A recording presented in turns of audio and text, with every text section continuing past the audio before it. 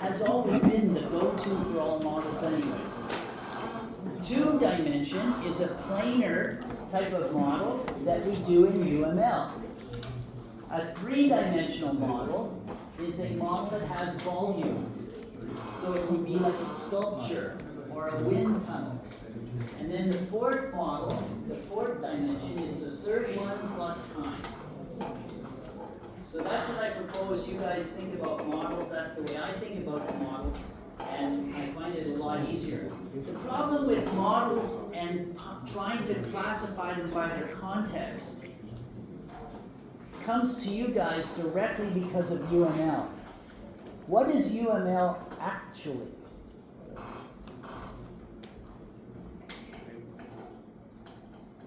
It doesn't really have a context. It was born out of object-oriented, and the normal users are software engineers that are writing object-oriented programs. But in actual fact, it is listed as a model for any type of engineering circumstance or engineering problem. Any type. So it's general purpose. So should we call it a general purpose model? What the hell does that mean? A general purpose model. Does that mean it has no purpose at all? It has a purpose for everything? So for me, I think this idea of trying to look at the dimensionality of your models is much easier than to reach common ground on trying to describe to someone what UML is all about. UML is a two-dimensional language that is primarily for object-oriented. So it's really simple. It's simple to say. You don't have to go through a lot of other explanations. Okay, so if you're going to do it this way, then you have to realize that what you want to do is use a dimension that is lower or the same as what you're modeling. So what's the dimensionality of the software as it's rendered on the screen? It's two dimension, right? Even if it appears to have 3D, it's not really 3 dimensions. It's just pseudo 3D. So UML is 2D, so that's fine, as long as it doesn't exceed the dimensionality of what you're trying to model. If it exceeds it, then the problem is the model's putting things in that really don't exist. Okay? So keep it up to the dimension of the real life entity you are modeling, but not to exceed it. And I've already said that UML will be, we'll describe it as 2D.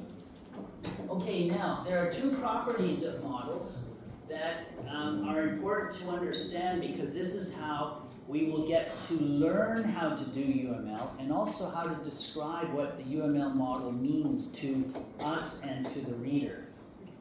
So the core properties are notation and semantics.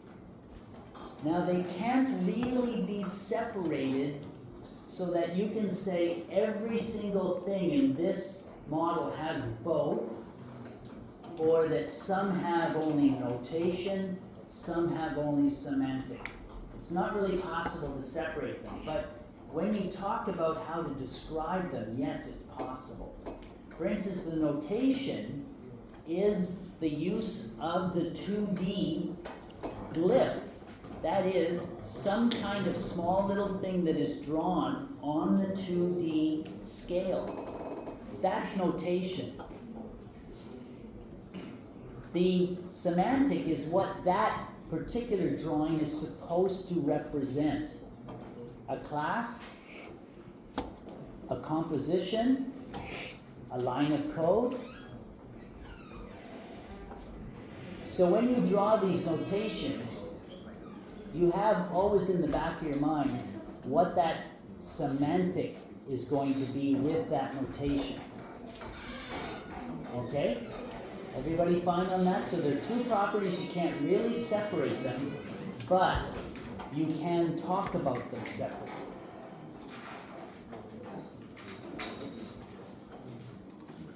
Okay, this is my best effort to try and explain how this idea of the semantics and the notation work together and can be separated, but only when you speak of them. Once they're drawn, then they have the notation and the semantic that they have. But if you look at them from a point of view of separating them out, we have a shape. Notice there's no writing, there's nothing inside.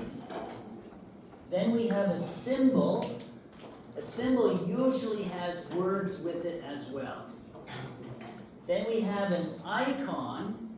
An icon has usually no words, but the appearance tells you something. It looks like something that you would recognize. If you try to have an icon that no one recognizes it, it's not a very good icon. Then you've got this final idea of, let's say this is a model. There are two additional things you can do with this model. Number one, you can add a semantic to it. Now this semantic in this case is this traffic cone, and perhaps the traffic cone indicates that you must make a wide circle around this particular guy after you're starting up. So he stops you, you stop here, and then you make a wide circle. So it adds more semantic value. This here, this vest, does that really add any semantics? So it's more or less just to highlight the model, so that in this case, if this guy was to hold out the sign and it was pretty dark, maybe he would appear less visible or invisible. So with this vest on, he's highlighted so that people would then take notice of the particular direction of this sign. Okay, so that explains the notation. Now, the semantic. There's no semantic here. No semantic whatsoever. Here, the semantic is what you assign. That is to say, this particular idea of an octagon here, and the sign, or the word stop, plus the red background, that is assigned a semantic of being a stop sign in a traffic grid. So this is not necessarily an icon, because before there was no cars, there was no signs. These signs have only come up because of cars. We all had to be taught that this was a stop. You had to stop at the particular line that was on the road, and you had to wait till all traffic was away and you were safely able to proceed. You have to be taught that. So it's not really an icon. You may think it's an icon, but that's only because of its constant use. Okay, so this is assigned a particular value, and we can have many different options for this kind of idea. Okay, now here, how many of you didn't think this was a stop sign? I mean, if you didn't think that, yeah, I'm just wondering what you thought about. So maybe it's like, you know, hey, high five or something like that. But actually, I'm sure that most of you thought, well, this is probably a stop. Now notice I picked a shape that wasn't the same as the others. So the icon can be entirely different in terms of its shape.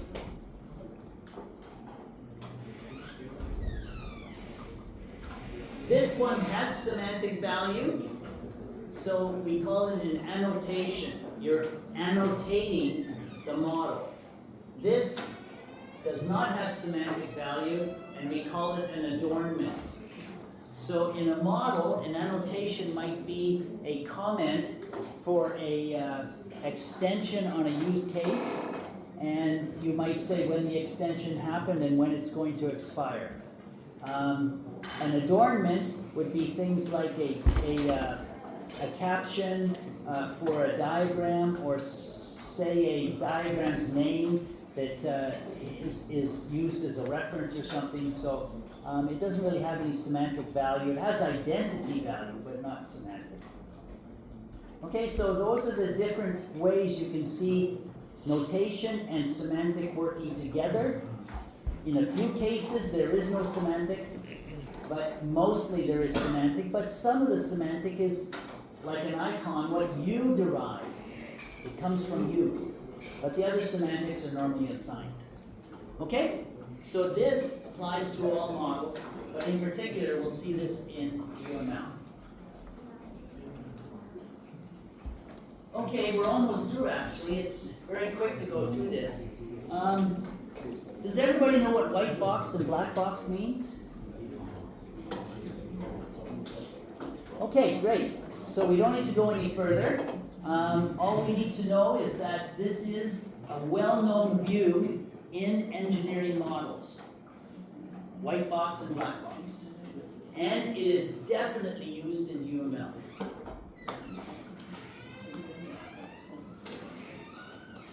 Now, again, this is because I was asked some questions from some of the students with respect to modeling. Where did this idea of the solution and problem model come from?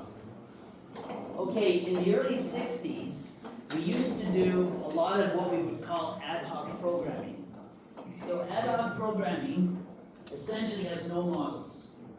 So everything is text, and sometimes that's okay actually, but sometimes it's not. And in particular, the problem is with the programmer. The programmer not having any distinctive or fixed, established, verified design would basically do the program according to what they thought was best, which is fine if you've got a top-notch programmer. It's fine if that programmer is going to stay with you forever and ever and keep care of all the software that he or she has written. But we all know that isn't the case. So the problems outweighed the speed. It was fast, but there was just too many problems. So then the first models that came out were about the solution. Now in this model here, the blue is to indicate any of the changes from the black. Okay? So we still have realization, we still have to do that. But the change is in here, is in the multiplicity. If we do a solution model, it's quite possible that we can reduce the amount of options that are left up to the programmer and are now decided by the designer of the model. As you know, the model comes before the source code, before. Right? Everybody knows that? Good.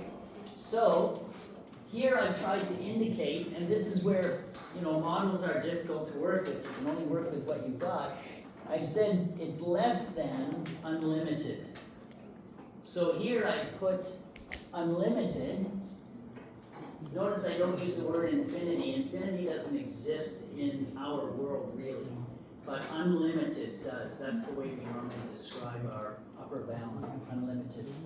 So here, it's going to be less than what the primitive was in terms of the different types of code that could be written for something, where there was no model as opposed to now you have a model to work from. This means that the realization is now partially strict or partially with some amount of rigor. It's different than here, where it's ad hoc. Now this didn't happen all at once. You've got to realize that our industry is very much populated by mavericks, just by inventors. Actually, design patterns are invented. The idea of object-oriented was essentially invented. UML was invented. So we're a collection of inventors. We do things, and some projects from the 1960s onwards would have had models. But I can tell you that in some projects, design patterns were brought in because that replaced the idea of having no models. So some people went to models, some people went to design patterns. The idea of a design pattern is to create a situation where you can repeat a certain functionality by using certain combinations of code and classes. So that's a design pattern. And they actually were proven pretty successful, not totally successful, but pretty successful in limiting the amount of ad hocness that would be in the solutions. So, after this, then you have some projects doing it, some projects not, and this probably went all the way to about the 1990s. Shortly after this came into being, some of our inventors thought, wouldn't it be a great idea to put a problem model in? And this is where we stand today. This is the common and the most established usage of models for the life cycle. You model both the solution, which the source coder then uses to limit what they're doing and plus to exercise options if they have to, and the problem model is used to try and understand what the user wants. So now you can see where I'm coming from when I talk to you about the problem model and requirements. This is not a new thing, but it's a relatively new thing, and it certainly is the standard for today's software projects, the standard. Very few won't do. Okay, go ahead. Well, it seems to be very reminiscent of dependency inversion, where you extract out the solution from the problem model as a solution model, so that the problem model relies on a solution model rather than the concrete solution itself. Like the dependency inversion, Yeah, okay. pretty similar. I think that's an okay way of looking at it. And if you do look at it that way, then what's your solution? It's Agile, because Agile then bypasses both the models and goes directly to the solution from the user stories, which are not really models. The user stories don't really cut it, I would say, as models. So if you think that way, then the Agile development lifecycle would be new. Okay? Any other questions on this? Okay. So that's it. That's the first section. Oh, just hold it for a second. I just want to just put up the postscript here. Okay, what I'd like you to do is read that first and then read this.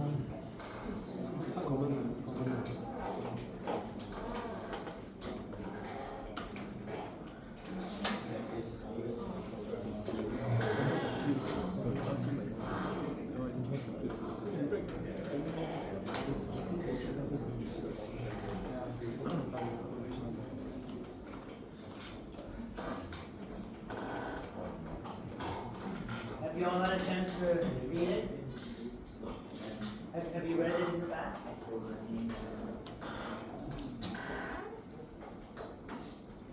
Okay, one of the things that a lot of the students, and I think you guys will be the same way, a lot of them have asked the question, well, if I draw this model, is it going to work? I mean, can someone actually program this? I'm sure that a lot of you are thinking that. I take the view,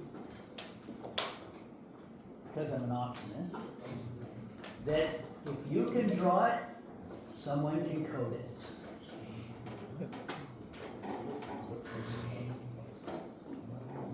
As long as it follows the principles of that model, I'm pretty sure you will find a guy or a girl who can code it. Okay, so that means then, to me, when you're doing your models, just let your imagination go. If you think that there should be a manager type of class, that there should be a parent class, you think that you should join them up in a certain way that you feel, after looking at it and after understanding object-oriented, that it would go faster and it would be easier to maintain, then do it that way. If you want to split up a manager, if you want to connect two managers together, if you think that would make your system better, then just take the lead, do it. No one is really going to prove you wrong anyway, but I guarantee you there'll be someone that can code it. Okay, so that's it for the first, okay? So let's take a couple of minute break because I want to set up things again for the second. Okay, so just take a couple minutes, please.